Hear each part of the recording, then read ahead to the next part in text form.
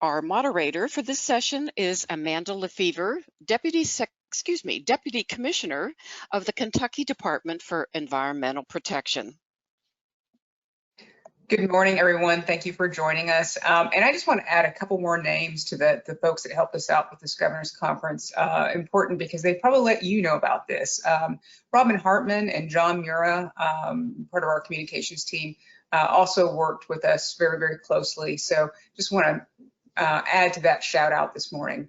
But onto the panel. So most of us take for granted that we have access to clean water, sewer services, and reliable energy every day. We don't give much thought of what goes into that first glass of water in the morning, or when we flick on that light switch, or we ask our digital assistants to turn on the lights nowadays. But as we see disruptions in services after natural disasters or weather events, and we watch communities struggle just to have clean water, we see that we have those issues with our aging infrastructure, and we see the fragility of many of our most valuable but underappreciated systems.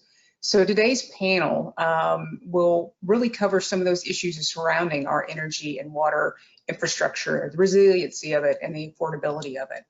So I'm not going to spend a lot of time with intro, but I want to introduce our first speaker. Amanda LeMaster is with the Office of Energy Policy, and she is the Energy Assurance and Resiliency Coordinator. Amanda has extensive experience in hazard mitigation grant writing, project management, and community outreach. Amanda serves as the state ESF 12 lead during emergency activations and is responsible for the Kentucky State Energy Assurance Plan update. So at this point, I just ask her to show her camera and unmute her mic and come and join us. Hi, good morning. Thanks for having me. Can you hear me? Yes. Okay, good. Let's see. So show my screen now. Yes. There you go. Perfect. Okay. Like she said, my name is Amanda LeMaster. I'm the Energy Resilience Coordinator for the Office of Energy Policy. Today, we're going to talk about energy resilience planning in the Commonwealth. Let's see if I can move on to slide 2. Okay, today we're going to address the energy profile in Kentucky, talk a little bit about hazard mitigation planning, and then I'll also do a little intro to BRIC, the new FEMA funding stream, and what our office plans to do with that funding. So the Kentucky Office of Energy Policy was established by the Kentucky Legislature during the 2018 session and was a reorganization with the directives identified under KRS. We're funded partially through the U.S. Department of Energy State Energy Program, SCP. OEP is part of a nationwide network of state energy offices and is tasked with enhancing energy security, advancing state-led energy initiatives, increasing investments and economic growth, and maximizing the benefit of decreasing energy waste. Of course, programs and initiatives administered through our office are tailored to Kentucky's unique energy resources, the delivery capacity, and our overall energy goals. Our mission is to utilize all of Kentucky's energy resources for the betterment of the Commonwealth while protecting and improving our environment. One of our goals is to enhance the energy resilience and security of the Commonwealth by identifying opportunities to increase our ability to respond effectively to an energy disruption and to recover quickly and to maintain the uninterrupted supply of energy resources to the Commonwealth at affordable prices. So how can we enhance our energy assurance, security, and resilience to achieve the overall energy resilience for the state? What does it really mean? Energy assurance is a broad term, but in general means having the confidence or certainty in the ability to respond to an energy emergency or disruption. This confidence or certainty comes from 3 main categories of activities: preparation and planning, mitigation and response, and recovery. And central to all of this is education, outreach, and communication. Energy security can mean the uninterrupted availability of energy sources at affordable prices. The uninterrupted availability of our energy resources can be threatened by both man-made and natural disasters, which is why one element of energy security is focused on physical and cybersecurity. Energy reliability, in general, can be thought of as the ability of an energy production system to produce consistent and expected levels of energy under stated conditions for a specific period of time. So this brings us to resilience. One definition of resilience comes from the Federal Energy Regulatory Commission, also known as FERC. FERC poses that resilience means the ability to withstand and reduce the magnitude and or duration of a disruption event, and includes the capability to anticipate, absorb, adapt to, and rapidly recover from such events. So Kentucky is blessed to have a variety of energy resources and a strong network of pipelines and electric transmission lines, allowing for a unique, diverse energy infrastructure. We have over 42,000 miles of natural gas, liquid, and hydrocarbon gas pipelines, 20 active natural gas storage areas, 28 compressor stations, and 3 processing plants. We have 2 oil refineries with a combined processing capacity of over 283 barrels per day. We have 21 petroleum product terminals, over 2,500 fuel distribution lines, and that's just on the fuel side. On our electric side, we have over 10,000 miles of electric transmission lines and over 1,700 electric substations. So 56 operating power plants and 2 wholesale regional power markets, plus the Tennessee Valley Authority. So with access to coal and natural gas and renewable resources, it allows Kentucky to have some of the lowest electricity prices in the nation. But you have to keep in mind, with all of this infrastructure, it must be maintained, monitored, and secured. So what happens when this infrastructure is damaged or threatened? Understanding where our energy infrastructure is, how it is connected to the community lifelines, and how it is consumed is essential to planning for energy resilience.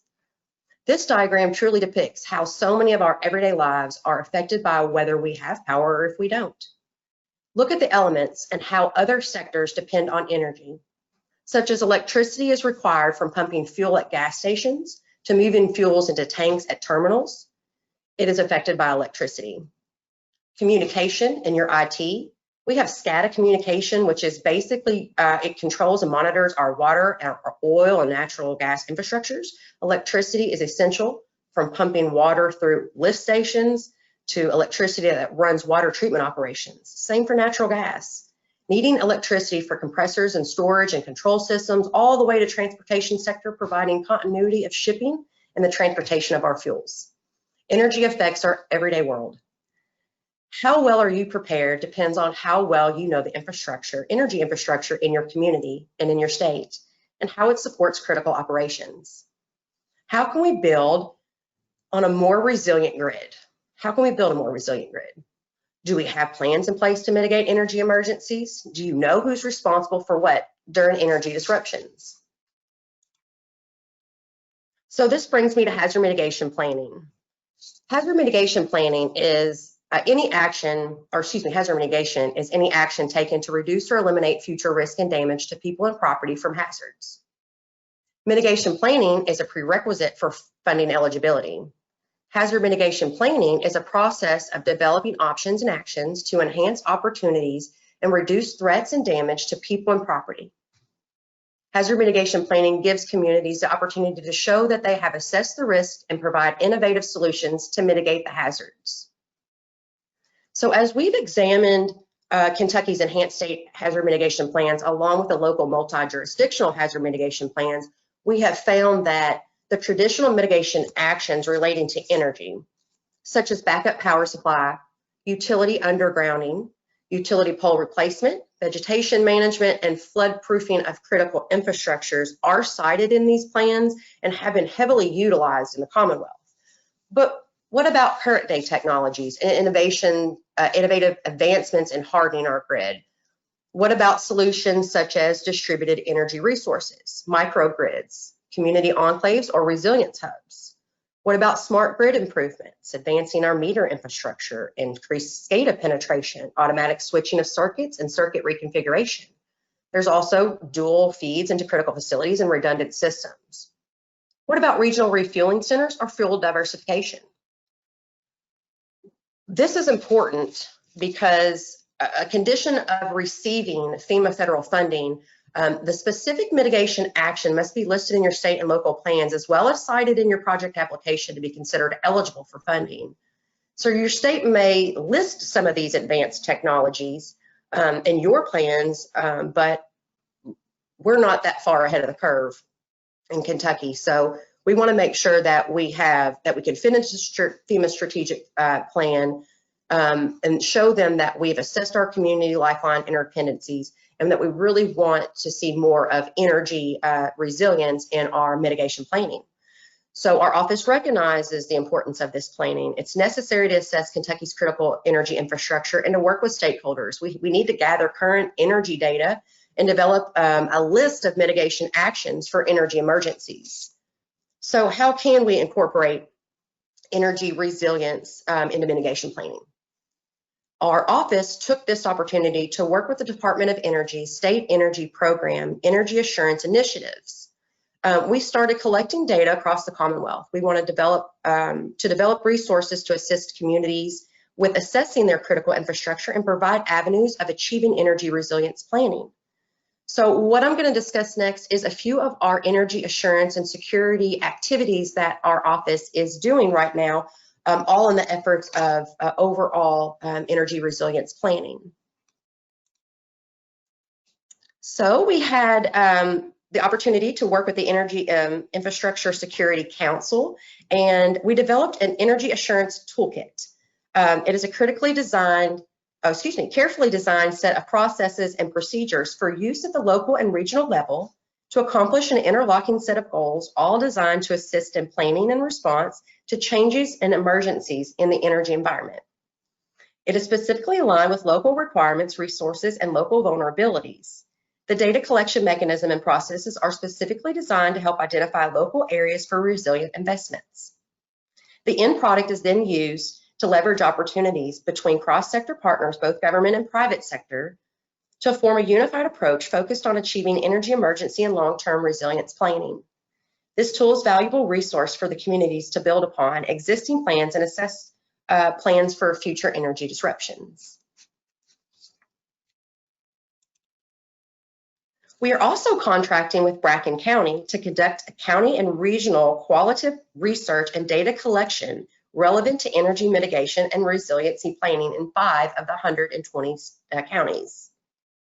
Bracken County will contract with the Buffalo Trace Area Development District to work regionally with local officials, emergency managers, first responders, energy providers, community members, businesses and industries and other such stakeholders to collect and compile basic facility information and data regarding local energy resources and energy resiliency at each critical facility by way of a survey questionnaire. This data will provide the groundwork for future updates to the Buffalo Trace Area Development Mitigation Plan to include an energy resiliency section with regional energy resiliency and mitigation actions identified. The start date on this grant was July 1st, and the development of the survey is underway. Results will be prepared by fall of 2021, so we're very anxious to see the outcome of this grant. Another opportunity that we have, we're contracting with the Smart Electric Power Alliance, SEPA, to develop a microgrid study that outlines natural disaster outage risks and the ability for strategic deployment of microgrids to provide enhanced resiliency to critical infrastructure across our Commonwealth. The overall goal of the project is to produce a study that will facilitate local government and private sector to identify potential microgrid deployment strategies for local energy emergency planning and increased resiliency. SEPA will develop a draft white paper that outlines natural disaster outage risks and the ability for strategic deployment of a microgrid to provide enhanced resiliency. The white paper will outline the preliminary analytics conducted to provide guidance on the area of opportunity. The results will also be fall of 2021. And all of these so far, these 3 grants that we've been able to work with under SEP are all direct contributions to the planning for energy resilience in our Commonwealth. This brings us to, oh, I missed one, I'm sorry guys. BRIC, which is the Building Resilient Infrastructure Communities. It's a FEMA funding stream that's taken over the previously known PDM program. So We're really excited about the release of the BRIC program for what it can do for our cabinet and for the energy sector overall. So just real brief high points. BRIC, the Disaster Recovery Reform Act, established a national public infrastructure pre-disaster fund that will focus on mitigation and resilience projects, and it's a set-aside. They'll get 6% of the estimated disaster expenses, and this is annually, which is a big change for FEMA funding streams. This new fund will be available to state, local, and tribal territories for investments for mitigation before disasters, and it's expected to be a major increase in funds available to the states, tribals, and territories before disasters actually strike. With a more reliable funding stream, it will enable us with consistently plan and execute for mitigation programs and disaster risks. The objectives of BRIC are focused on public infrastructure projects, projects that mitigate risks of one or more critical lifelines, projects that incorporate nature-based solutions, and projects that adapt or enforce building codes to the latest published edition. Okay, so BRIC, this year, for the first year, we have $500 billion funding in the first round. For states, they are going to be given $33,600,000, which breaks down into each applicant, which is a state, will get $600 Fed cap per applicant, as well as $300,000 Fed cap for any type of planning activities. Of course, $20 million is going to the tribal, and then the big pocket of money is your national competition. The rest of the remaining funds of the $500 billion go into this. You can have a multitude of grants applied for through BRIC, not to exceed $50 million per application, as many applications as you want to submit. So this is a great opportunity. A lot of money is out there right now. So I just wanted to show you the funding breakdown. There are 3 activities that BRIC funds. Capability and capacity building, we're calling that CNCB. These activities enhance the knowledge, skills, and expertise of current workforce to expand or improve the administration of mitigation assistance. This includes subcategories such as building code activities, partnership, project scoping, mitigation planning, and planning-related activities. Second activity is your actual mitigation projects themselves, cost-effective projects designed to increase resilience and public safety, to reduce injuries and loss in the future. And then the third one is management costs. So our office is aware of the need to address energy,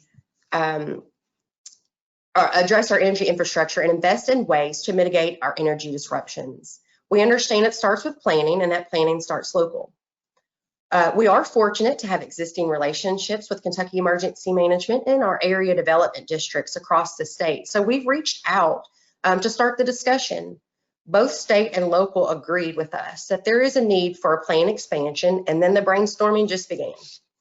So our goal is to work with stakeholders and develop regional energy resilience mitigation plans that will address energy requirements and vulnerabilities at critical facilities.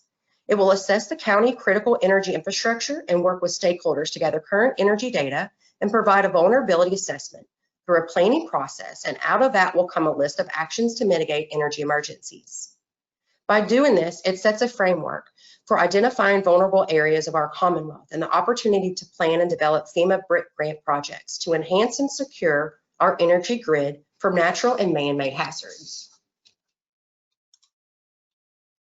But know that the buck doesn't just stop with FEMA funding or SCP funding. There are many funding sources that can be leveraged to support resilience. So you need to learn more about what these programs offer and how you can utilize these programs to prepare, plan, and mitigate for energy disruptions. Just wanted to put a bunch of it out there. We call it the funding resilience puzzle, as well as Kenya calls it. There are opportunities out there. You just have to figure out where they fit into your priorities, into your vision, and start talking to these entities, start talking to these places and see what it is they can offer you. You never know how it all fits in. So that's just a little bit about what the Office of Energy Policy is doing with energy security activities in the Commonwealth. We look forward to hearing from your office, anything to help fill in some gaps. And the same for us. We look forward to working with you all as well. So thank you all very much. That's all I have today. Great. Thank you so much, Amanda. We appreciate that information. So my next presenter is Ashley Runyon. Ashley joined the Office of Energy Policy in May of this year as the Assistant Director. Her previous positions include Director of Child-Centered Services at the Cabinet for Health and Family Services and Family Resource Coordinator in the public school systems. She uses her background in sociology to unpack current social issues and work alongside others to create solutions. So welcome, Ashley. Thank you. Can you hear me, Amanda? I sure can. I can Perfect. see you and hear you. You're great. Okay, fantastic. So let us get started. So as Amanda said, hold on just a moment. I actually lost my PowerPoint. Can you all see my PowerPoint? Yes. Okay, I cannot. Don't know where it went. Let's see, there we go. Okay, I think I have it. Okay, so as Amanda said, my name is Ashley Runyon, and I am the Assistant Director at the Office of Energy Policy.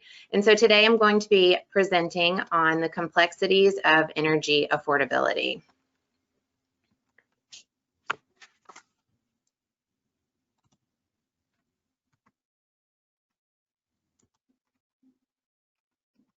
Okay.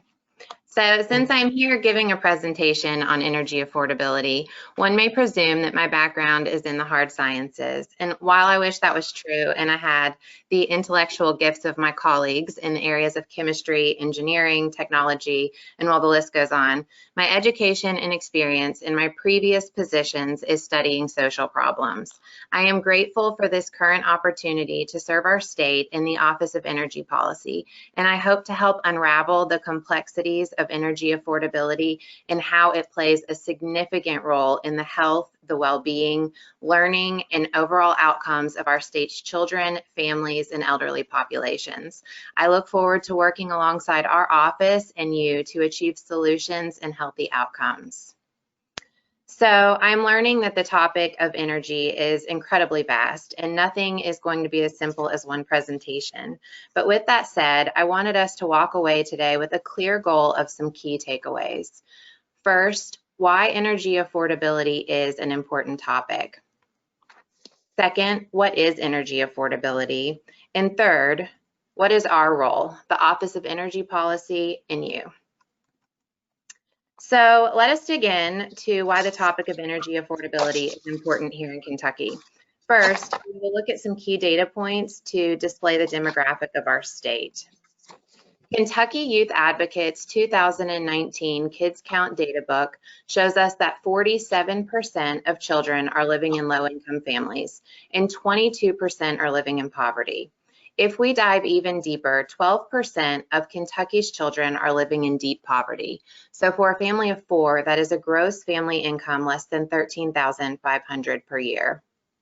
The Department of Energy published data that shows the average Kentuckian spends 3% of their income on energy expenditures. When we look at those households that are up to 60% of the area median income, they are at an average of 11% of their income on energy expenditures.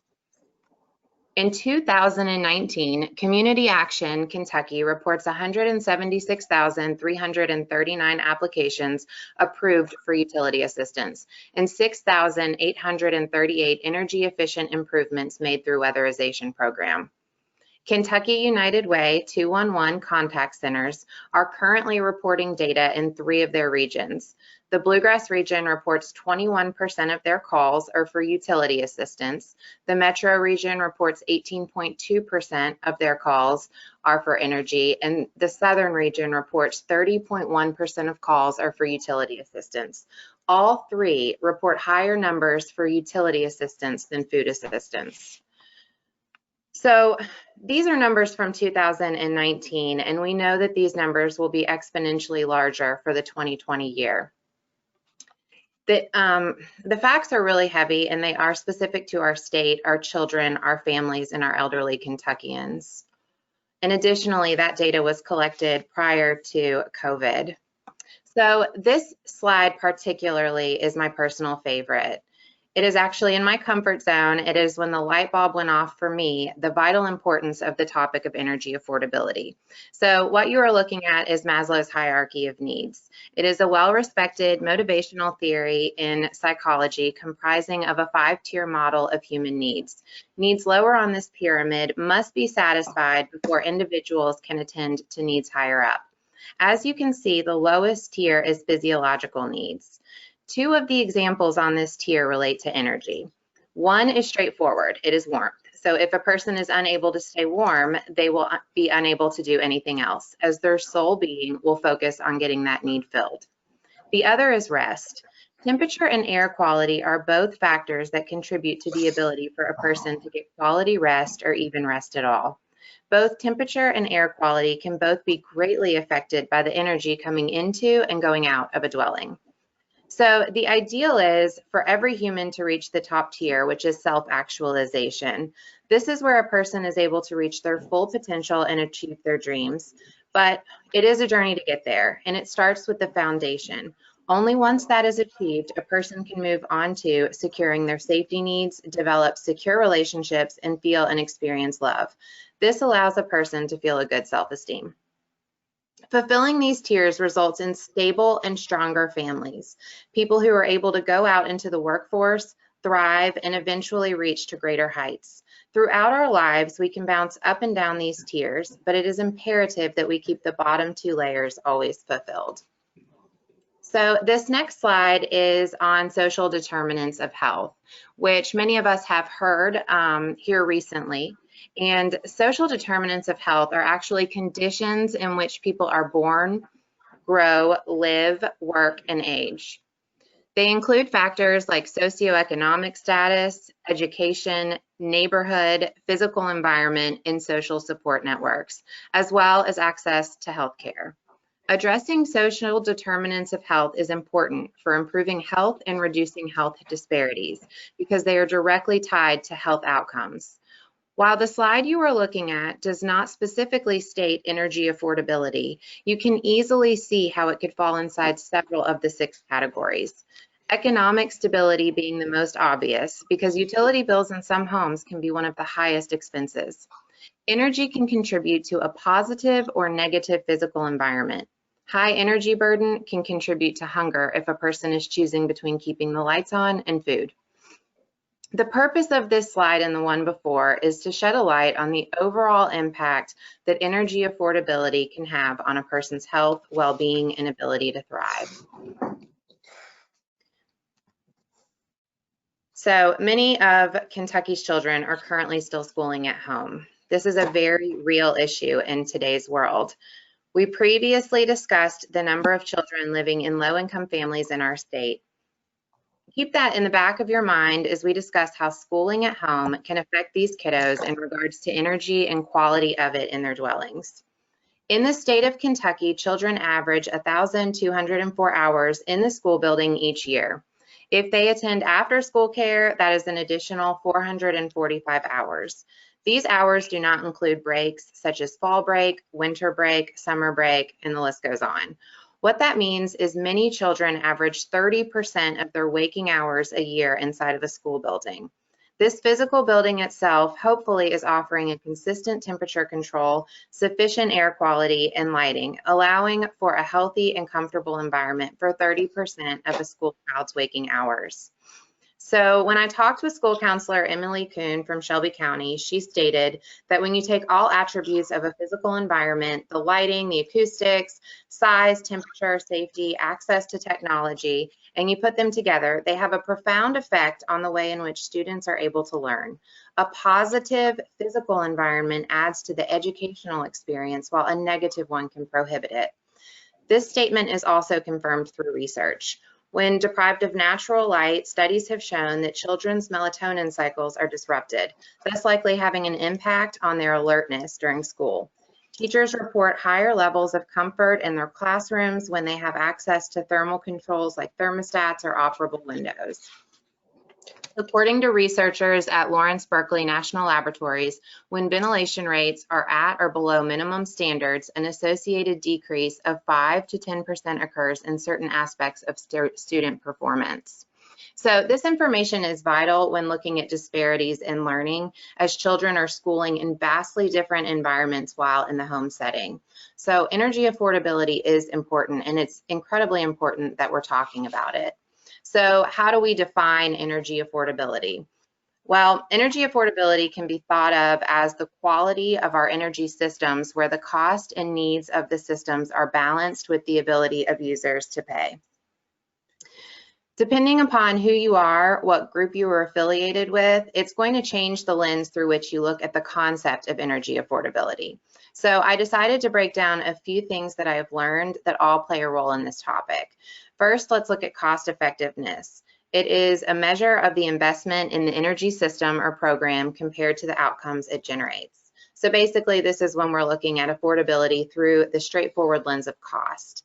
But then you have energy burden, and it is a measure that it measures the proportion of income that one spends on energy services and commodity. So while I might spend 3% of my total income on energy, another family could be spending upwards of 16% their total income on energy cost in their home.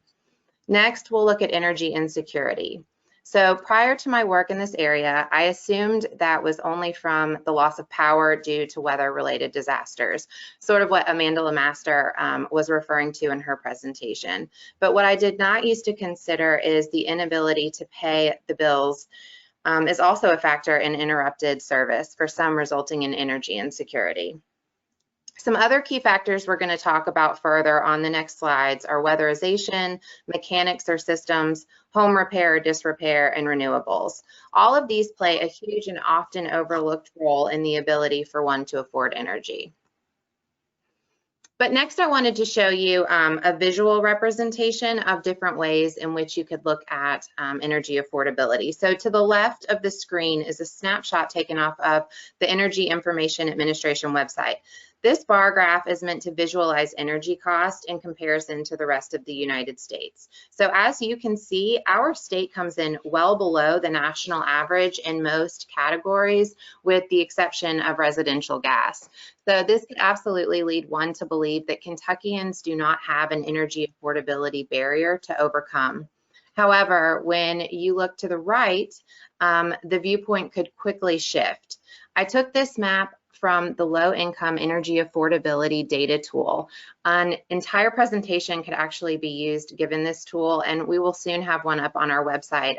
Kenya did a fantastic job walking us through how to use this tool. It allows us to break down our state using demographic information and look at the energy burden or percentage of gross income used on energy cost. This allows us to pinpoint areas to direct resources, programs, and to call upon community partners such as yourself. The map that you see here was pulled extracting Kentuckians that make up 60% of the median income. You can then see we have many counties where the average energy burden for those households is between 14 and 15%. And in many Eastern Kentucky counties, it goes well above 15%. This could be due to economic situation of the household, or it could be related to the amount of energy being used due to poor weatherization, systems, home repair, and the list goes on. When a household is using this high percentage of their income on energy, food insecurity will in most cases accompany. So what is next? What are some root issues? What do we need to be looking at? So weatherization or weatherproofing is the practice of protecting a building and its interior from the elements, particularly from sunlight, precipitation, wind, and of modifying a building to reduce energy consumption and optimize energy efficiency. Currently, our state's federally funded weatherization program is experiencing some substantial challenges. In a conversation with Roger McCann, Executive Director for Community Action, he stated that the wait lists are upwards of a year long, and for every 3 homes that meet the application requirements, 2 are turned away from the program when they finally reach their placement in line. And this is due to the federal requirements that their homes are not meeting when people arrive, because necessary repairs are needed and necessary before weatherization improvements can even be provided. So our state is lacking resources to refer families to at that point. So we're leaving a family who was hopeful for help, discouraged, and without. Next, we'll look at some additional ways that we can work to reduce electricity use in homes. Many of you will be familiar with this. I'm going to share some information that can just be found on the U.S. Department of Energy's website.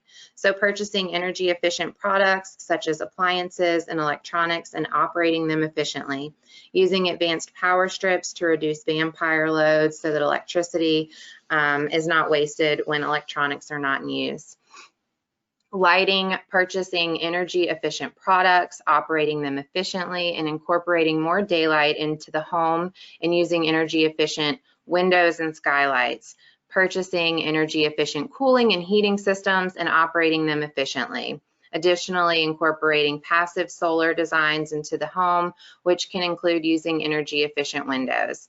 Electric water heating and the purchase of energy efficient electric water heating and operating them efficiently. So I would also like to note real quickly that the access to renewables in low-income households is something that our office is also looking forward to discussing as we continue to work with energy affordability. We recently had the wonderful opportunity to collaborate with Habitat for Humanity on an energy efficient home. We also know that Habitat is partnering with the local utility to increase access to solar. These are exciting opportunities and directly addressing energy affordability. However, our office also acknowledges the golden rule of energy efficiency first, so that we can maximize the benefits of renewables and work to expand access. So our office is currently working really hard towards achieving some solutions to gaps in the area of energy affordability.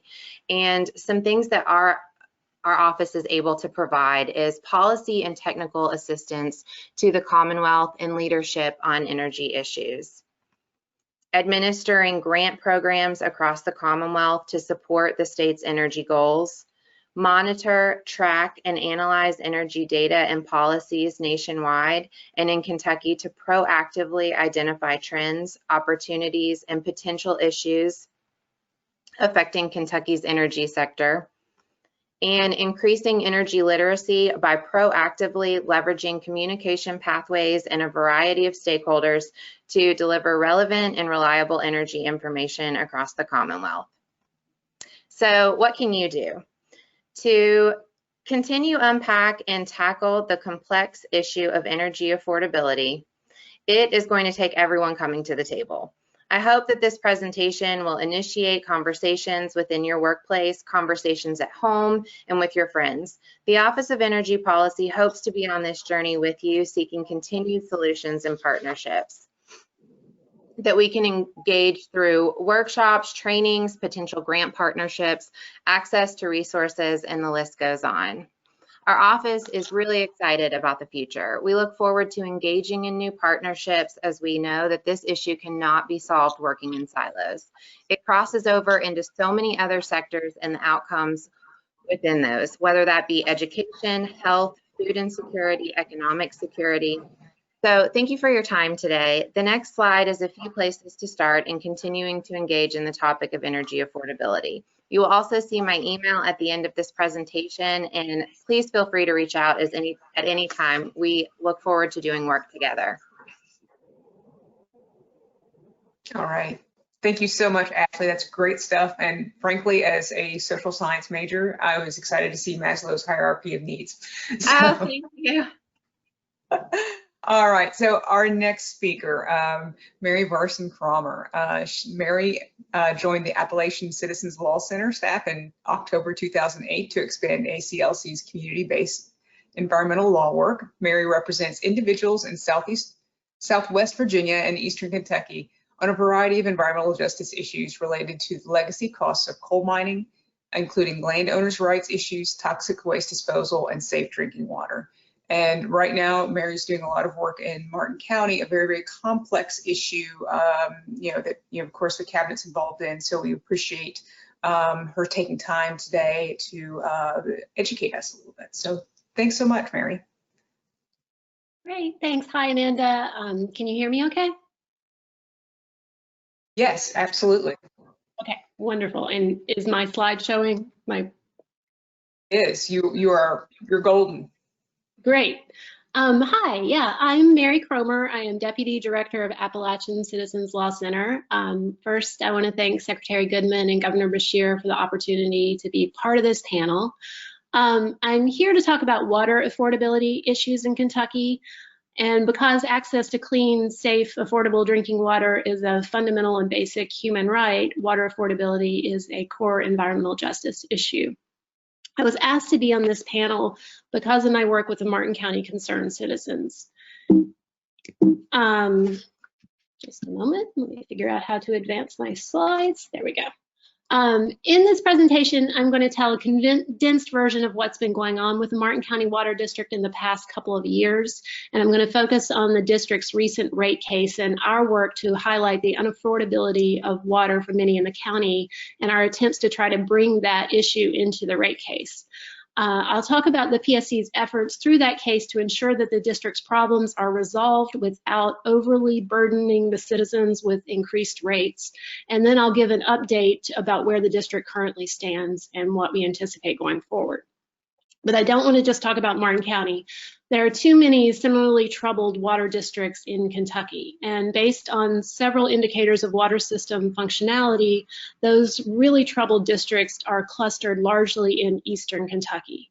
And the dilemma, of course, is that those are systems where customers can least afford to pay for the upgrades that are desperately needed.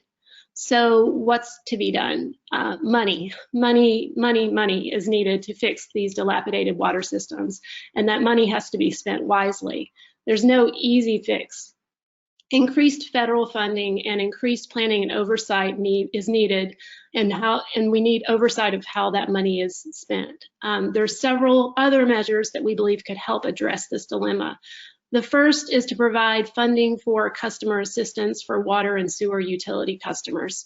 If such funding were available, it could help our most vulnerable citizens from the threat of water shutoffs, and it could also help stabilize revenues for those districts where those citizens live. Second, it's critical that residential utility consumers are able to participate meaningfully in the PSC processes. Other states have mechanisms to support such participation, and we believe Kentucky should look to models like Michigan's Utility Consumer Participation Board or the intervenor compensation programs that are in Wisconsin and California for resources that are available to help residential customers participate at the PSC as a way of leveling the playing field between residential customers and the utilities. ACLC began working in Martin County in early 2017 before the Martin County Concerned Citizens was formed. And at that time, we were gathering information from residential customers about problems they were having with their water quality and their water service, and problems they were having paying their bills. The PSC was in the midst of its third investigation into the district, and Martin County Concerned Citizens was allowed to intervene. As soon as we did, 4 of the 5 water board members immediately resigned in protest. Before getting into what happened after that, I want to take a minute here to stress the importance of community organizing and the importance of having representation for residential utility customers. It takes a lot for either of those things to happen. And as we're working towards solutions for the building water infrastructure crisis in our region, I think we need structures in place that support citizen engagement and citizen advocacy. Now back to Martin County in 2018. In January of 2018, the Martin County water system nearly collapsed. As temperatures dropped, the pumps needed to get the water from the district's sole water intake point froze and failed. The water district began shutting off water to large portions of the county. 4 days into the crisis, the newly appointed water board posted this message on its Facebook page.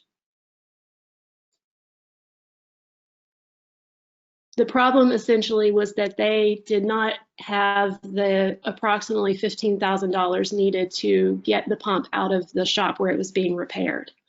Areas of the county went without water for 2 weeks. 4 days later, at a time when many of the district's customers were still without water, the district filed an application for an alternative rate adjustment, seeking to raise the rates by 49.5%, and customers were outraged. Martin County Concerned Citizens was again granted intervention into the rate case. These ARF cases are supposed to last no more than 6 months. This case lasted 2.5 years, and then it was rolled into the ongoing management and operation monitoring case that was initiated by the PSC. 3 months later, the PSC granted an initial emergency rate increase that included a surcharge to address the district's nearly $1 million in past due accounts payable debt. The rate increase plus the surcharge increased the minimum bill by about 33%. A second rate increase came 8 months later. This time, the PSC required the district to find and hire an outside management company to take over daily operations and management.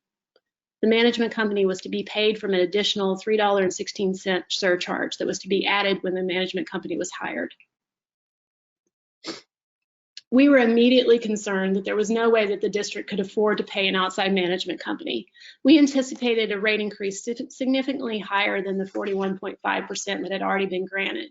And we were also increasingly hearing from district's customers who were saying that they were having trouble paying their water bills, that they were having to choose between water and food and medicine and other essential needs. We were really fortunate this time to have Ricky Draper working with us. She was a grant-funded organizer who was living in Martin County and working with Martin County Concerned Citizens. She and I wrote this report to quantify the water burdens that Martin County's water district's customers were facing. Similar to what Ashley was just discussing regarding energy burdens, to measure drinking water affordability, we used EPA's affordability standard, which considers a household's water burden to be unaffordable if it is more than 2.5% of a household's income. But before I get to our findings from the study, I want to point out that there are confounding issues of water affordability, particularly in Martin County, and anecdotally, I know that this is true throughout Eastern Kentucky. There is significant distrust of water quality in Martin County. In 2019, the University of Kentucky and Martin County Concerned Citizens conducted a study of water issues in the county. As you can see from this slide, the vast majority of residents surveyed do not drink the water, and almost half don't even use it for cooking. That means that in addition to paying high water bills, a family of 4 is paying at least $50 a month for bottled water. Many who don't live in the county question whether this is necessary, but residents' concerns about water quality are well-founded. For years, residents have complained that their tap water is often discolored, smells bad, or burns their skin. What's more, from 2009 to 2019, the district was in violation of the Safe Drinking Water Act for 33 out of 40 quarters. And for each quarter it was in violation, a notice appeared on the water bill warning customers that long-term exposure to the water could cause liver, kidney, or central nervous system damage and could increase the risk of cancer. The system has now been in compliance with the Safe Drinking Water Act for the past 2 years, but it will take a lot longer for the county's residents to trust that the water is safe to drink. And in the meantime, most customers will continue to pay $50 or more per month for bottled water. Back to the affordability report. This slide shows the household income brackets in Martin County. Given the number of households in the lowest income brackets, we felt it was critical to report the water burden for each income bracket rather than using median household income. At the time of our report, the water district had the 8th highest rates of the PSC regulated water systems in the state. What we found in our report was that the water burden exceeded EPA's affordability standard for 45.8% of all households in the county. But we also found that the water was extremely unaffordable for the 18% of the county's households that live on less than $10,000 a year, most of whom are on SSI. 2 months after the affordability report was released, the PSC entered its final rate order in the case. And as I note on this slide, the cumulative effect of the 3 orders raised customers' minimum bills by 53.5%, a higher rate of increase than the district had originally requested. The contract with Alliance cost the district around $1.3 million per year. To pay for that expense, PSC's final rate order did 2 things. First, it reconfigured the previously ordered surcharges so that less money would go to debt service and more would go to Alliance. And second, it allowed the district to not fund about $684,000 per year in depreciation expenses. In addition, the order allowed Alliance to draw its payment directly from the debt service surcharge account in the event the debt district lacks sufficient funds to pay. I provide this slide just to show the cumulative impact of the rate increase on the minimum bills for Martin County Water District's residential customers. The district had originally requested a 49.5% rate increase, which would have increased the minimum bill to $39.62. So where is the Mountain County Water District now? I wish I had better news. Since Alliance was brought on, all of the money collected as debt service surcharge has gone directly to pay Alliance. As this cash basis snapshot shows, the district's monthly expenses have continued to exceed revenue by significant amounts. Furthermore, the district's water loss numbers have not shown significant improvement. Because its debt service surcharge account has been used to pay Alliance rather than pay its vendors, the district's overall vendor debt has also not gone down very much. The November 2019 order also required the district to evaluate its finances and determine if another rate increase would be necessary and to file for such increase by March of 2021. So now we are very concerned that the district is about to request another rate increase. We've all been focused very much on Martin County, but water affordability is an issue throughout Eastern Kentucky. And I note here, this slide looks a lot like the map that Ashley showed of energy burdens in Kentucky and how they are clustered. It's much higher in Eastern Kentucky. As part of our affordability study, we prepared this map of comparative water burdens of most of PSC's regulated water systems. This is based on an average cost of 4,000 gallons per month in each county's mean household income. And as you can see, of course, the water burdens are higher in the eastern part of the state. These affordability issues, of course, coexist with significant issues with Kentucky's water infrastructure. In 2018, EPA estimated that Kentucky needed $8.2 billion in drinking water infrastructure funding over the next 20 years. And regardless of what metric you use as a proxy for determining a water system's health, Eastern Kentucky's water systems are the most in need of rebuilding.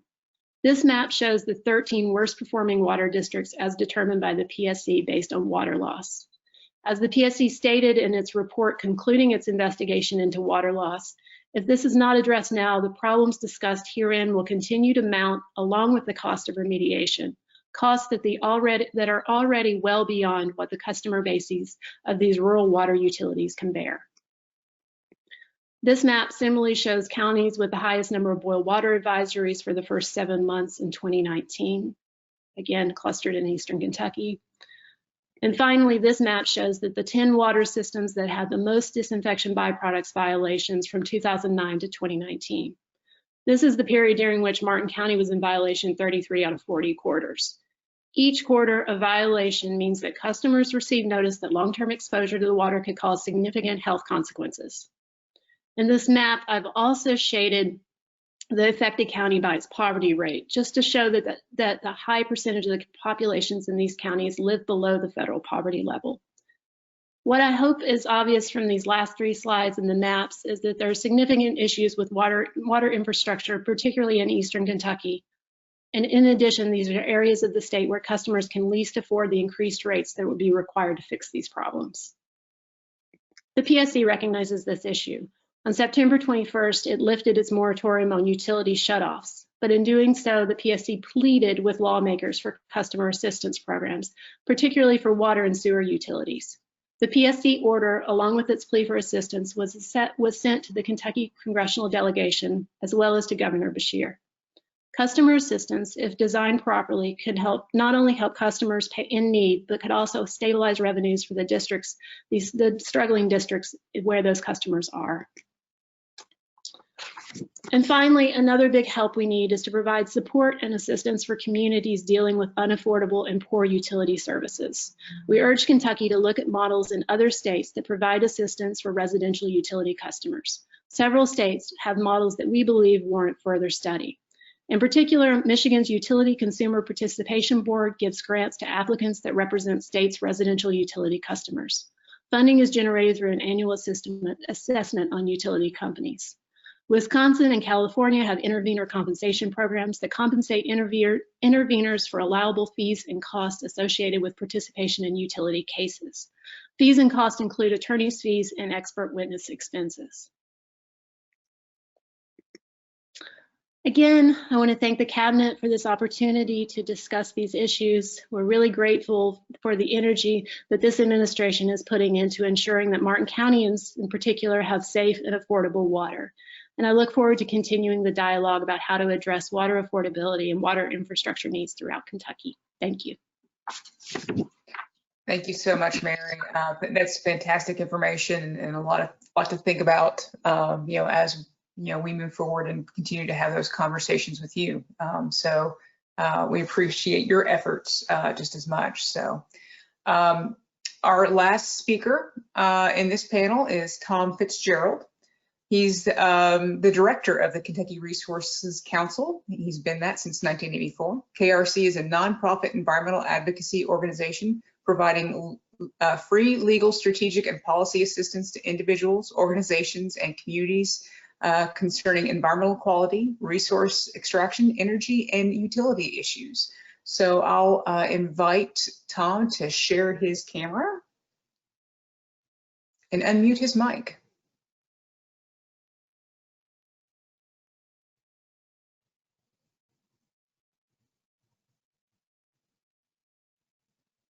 Tom?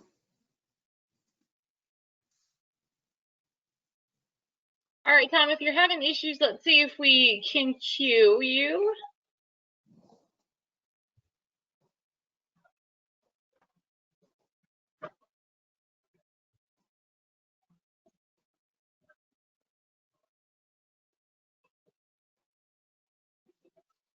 Tom, it says that you are self-muted, so you should be able to go up to the toolbar and unmute yourself.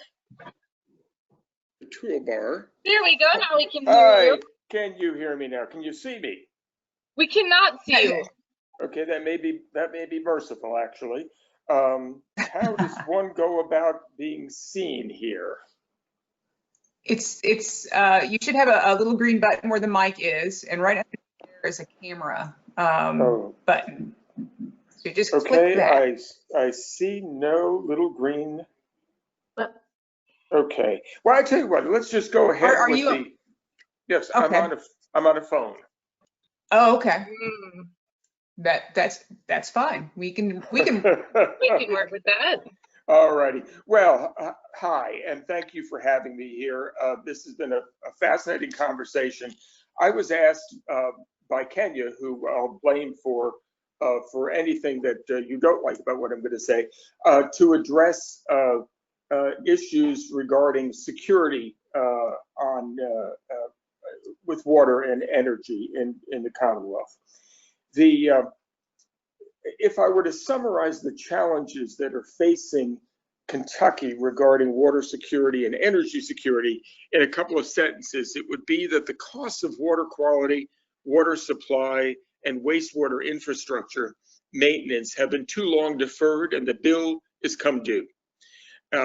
Regarding utilities, it would be that ratepayers, and particularly those who can least afford to, are paying ever higher prices for using less water, wastewater, gas and electric services during a time of pandemic. If I were to, on the other side, talk about the opportunities, I'd say that with thoughtful planning, with political courage and foresight, and meaningful tax reform, we could create robust employment opportunities and improve the lives of folks across the Commonwealth while addressing these pressing infrastructure needs.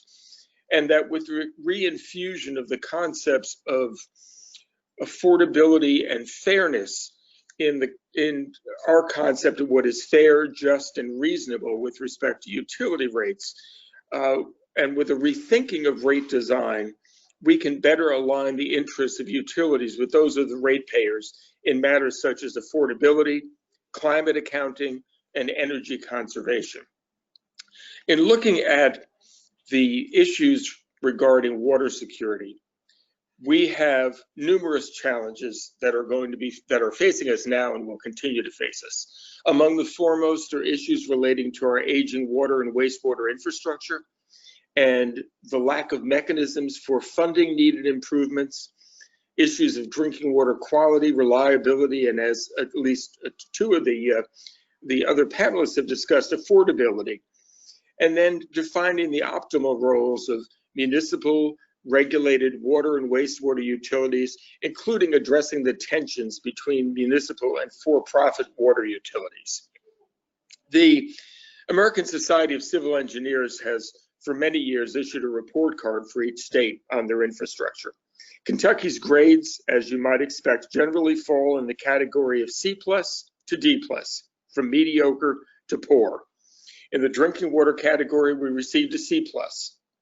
In the category of dam safety and dam maintenance, which is very much a concern, particularly as a matter of public health and safety, but also as a matter of protecting the source of water supplies for many Kentuckians, we received a D+. So our management of wastewater needs was somewhere in the middle with a C-. In developing solutions to the costs of upgrading and maintaining water quality, water supply, and wastewater management infrastructure, questions of equity and affordability must be addressed, as Amanda and Mary have discussed. As with our economic fortunes more generally, we've seen a widening of the gap between larger and more affluent communities who have the customer base to support investments in infrastructure, and those communities that are hard hit by the perfect storm of erosion of their employment base, loss of industrial customers, and the loss of a population necessary to spread the cost of system maintenance in a way that's affordable.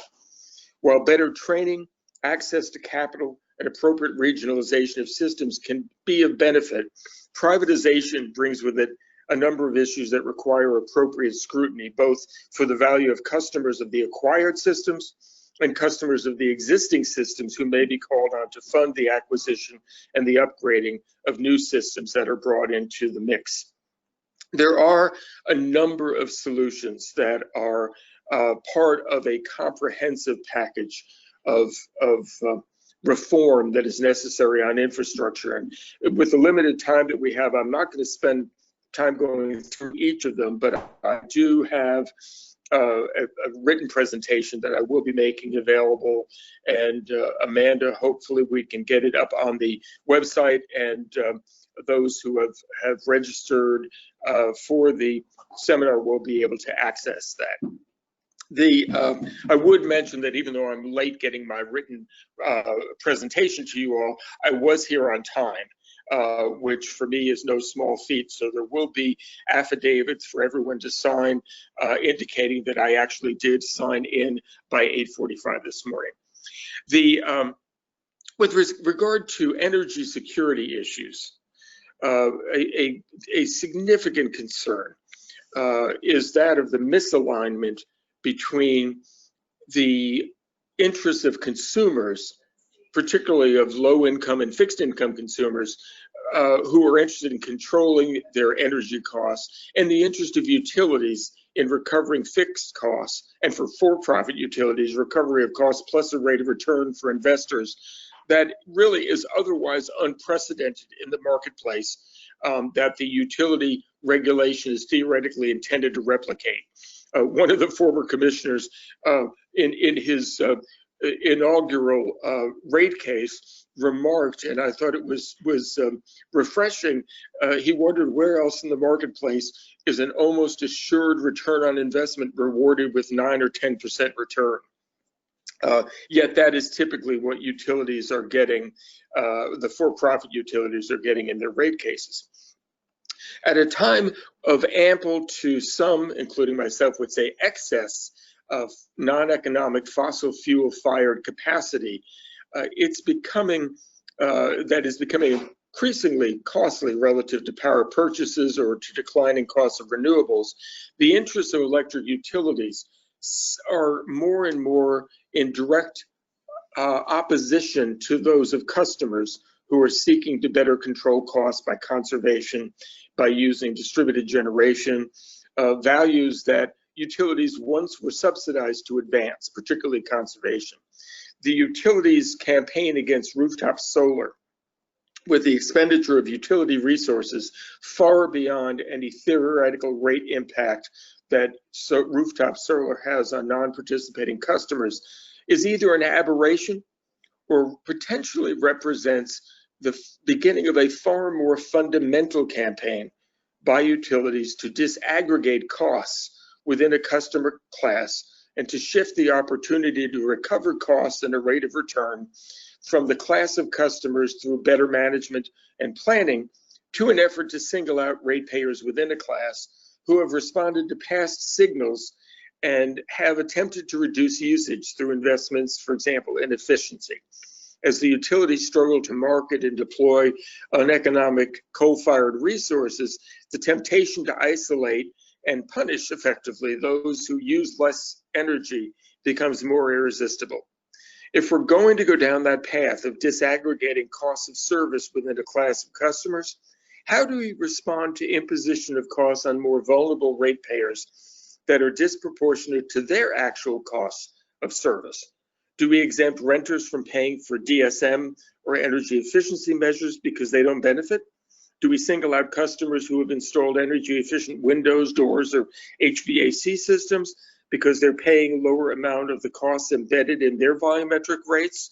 It's a question that is a significant one, a consideration of what is fair, what is really just, and from a ratepayer standpoint, what is reasonable is a metaphysical inquiry that is too often bounded in very narrow terms. Other issues regarding energy security, I think affordability is an essential value, yet in recent years, the Public Service Commission has disavowed affordability as a consideration in determining what is fair, just, and reasonable. One wonders why we regulate utilities at all if it is not to assure the availability of essential services to the most vulnerable of our brothers and sisters. The last two issues I wanted to touch on and still leave us a little time for conversation is the issue of climate resilience and adaptation. Historically, the bandwidth of utility commission concerns regarding environmental issues has been narrow, yet so-called environmental externalities have a nasty way of ingratiating themselves into the conversation eventually, and often at a higher cost than if decisions, particularly capital investment decisions, had initially considered such matters. Finally, one wonders, or I wonder, after 36 years with the council and 6 years before that working with legal aid, whether there is a need for an Office of Public Utility Advocate. In any utility-related proceeding, whether it's an application for a certificate of need or it's a rate case, the interests of the most vulnerable residential ratepayers, and in many cases, the interests of small businesses, are often unrepresented or underrepresented. Big industry, big box business, big cities are typically allowed to be made parties, while low-income advocates may or may not be allowed at the table. And if they are, they may or may not have the resources or the flexibility to aggressively advocate on behalf of the concerns of that part of the residential population. While the Office of Attorney General represents ratepayers in the aggregate, there may be a real need for a consistent voice, as Mary reflected, that can work with those most directly affected by utility issues to be sure that their interests are represented in a robust and consistent manner in determining what is fair, what is just, and what is reasonable. Thanks, Amanda, and I will turn it back to you, and I apologize for my video problems here, but again, you're missing the fact that I've got my suit jacket on, but it may be merciful that I'm just hearing audio. Well, and to answer your question, we will get that material out for you, Tom. That's not a problem. So I appreciate that. If I can have the other panelists unmute and show your screens, we do have questions. So Carrie, I believe you are our question moderator this morning. Thank you, Amanda. The first question that we have today is for Amanda LeMaster. You mentioned that you work with the area development districts. Will you be working with the metropolitan planning areas as well? What we've decided to do, we're following what Kentucky Emergency Management does. They work with area development districts in developing their local jurisdictional hazard mitigation plans. So I thought we would start working with them as the umbrella of a region, and then we would go from there. We hope to work with everybody that's interested.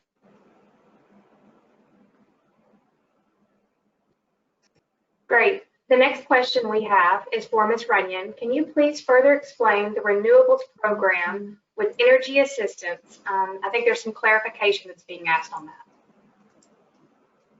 I might throw that one over to Kenya. Yeah, I'll chime in on that. Ashley mentioned the Habitat program. That was a program we were not involved with, but it's a program that Habitat partnered with Louisville Gas and Electric, Kentucky Utilities to provide access to their community solar program for Habitat recipients. To further clarify, Ashley's comments, we're very happy to talk about renewables in low-income populations and housing. However, we have significant needs around weatherization, home repair that we have to address first. But we do work with multiple affordable housing organizations and are looking forward to continued discussions on how renewables can complement the energy efficiency that they're doing in those affordable houses first. And as Ashley said, we always do energy efficiency first, but we're looking forward to those discussions. Thank you, Kenya. The next one is for Ms. Cromer. What do you see as our first step to establish a citizen board or one of the other options you mentioned other states have in place that allow citizens to engage with the PSC? The second part of that question is that they believe that this is a really important topic too and are happy to provide support.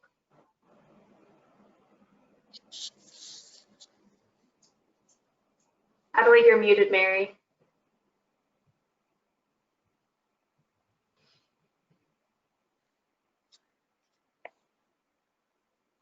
Mary, is the headset that you switched to using, does it have a built-in microphone?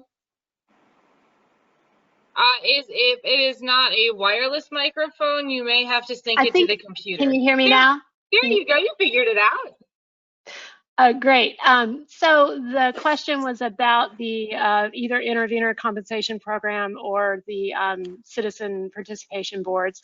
Yeah, that's going to have to be a legislative fix. And I know that there is a water and wastewater infrastructure task force at the legislature now that's very focused on the numerous water infrastructure issues in Kentucky. And I think we're really just going to have to push the legislature and maybe use that task force to push the legislature to really see this, understand the importance of citizen participation. I think Fitz put it really well. I mean, it is not a level playing field. The utilities, utilities are able to basically get the money back that they use for participation in PSC proceedings through rates. The Attorney General's office does a lot of work, but they are not, they are not tasked with just representing the interest of residential customers, and we need a separate body that is going to be basically funded to represent the interest of residential customers, and that is going to require legislative action. But I feel like that things are it's such a critical problem in Kentucky that I think the time is really ripe for pushing this for at the legislative level. Great, thank you. The next question is regarding the BRIC. Since things have to be mentioned in both the state's application and the SHMP, are there any internal discussions happening on the need to make adjustments to the SHMP before 2023 in order to be competitive for this new source of federal funding? Let me clarify. Are you asking if there's been conversations to the state hazard mitigation plan update to incorporate energy resilience? It goes on to say, for example, nature-based solutions for flood mitigation. That's outside of my wheelhouse, that specific one. But I'll take it for Amanda. I will say we are getting early indications that there will be to the state mitigation plan this coming Okay, I wasn't sure what she was asking. Okay. school year. So we will be working with our colleagues at Division of Water, which we work with very well and coordinate with on mitigation activities as it relates to the energy water nexus.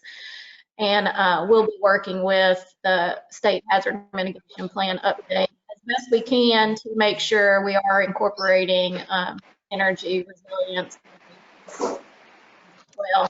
And Amanda's also going to be updating our energy assurance plan for Commonwealth. Look forward to that if you'd like to learn more about our energy assurance planning effort.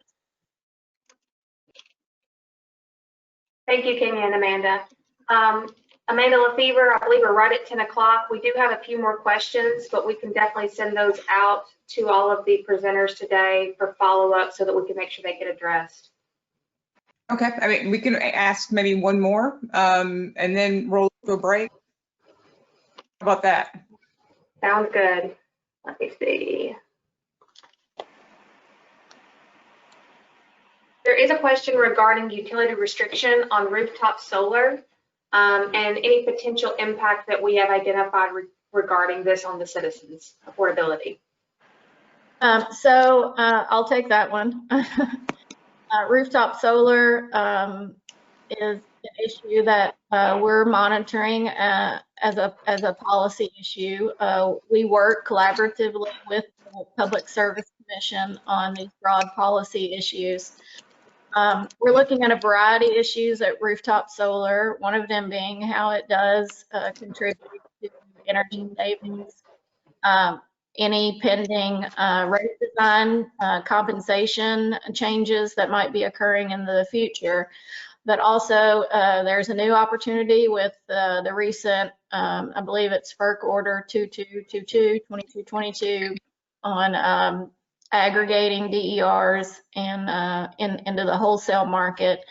So there are a variety of factors. Also, the PSC recently opened up a case, as you'll hear about, on interconnection standards. The ability of DERs to aid in resilience efforts is dependent on the ability to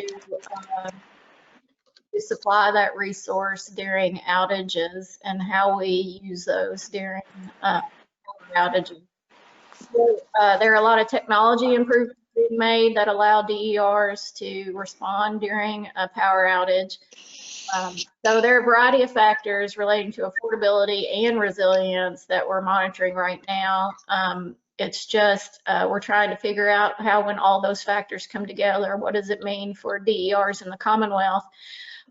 You can see our latest distributed renewable resources interactive dashboard on our website, and you can see where those DERs, well, I will say this, DERs mean just distributed renewables.